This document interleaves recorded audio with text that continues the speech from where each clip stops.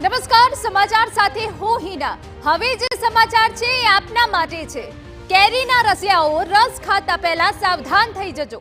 અમદાવાદના બોપલમાં ગ્રાહકને કડવો અનુભવ થયો। ગ્વાલિયા સ્વીટ્સનો રસ વાસી હોવાનો ગ્રાહકનો આરોપ છે। તૈયાર કેરીનો રસ અખાદ્ય દુર્ગંધ મારતો હોવાનો આક્ષેપ કર્યો છે। દુકાનદારને ફરિયાદ કરતા ગેરવર્તન કરાયું। રૂપિયા પરત આપી રસ ચૂંટવાનો પણ પ્રયાસ કર્યાનો આરોપ છે। ગ્રાહકે વાસી રસ મુદ્દે એએમસીના આરોગ્ય વિભાગમાં ફરિયાદ નોંધાવી।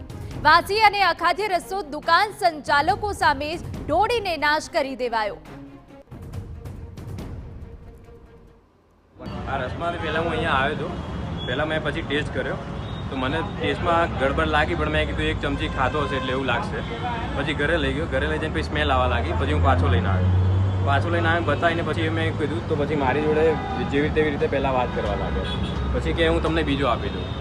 પછી મેં આ રસ માટે પછી મેં એમને એવું કહ્યું કે તમે મને પેલો જૂનો रस જે હતો એ આપી દો, નવો रस મારે નથી જોઈતો। મેં જૂનો रस જ્યારે લેતો હતો ત્યારે જોડે મારી જોડે હાથમાંથી ઝૂંટવી લેવાની कोशिश करता था। हाँ बोलिए।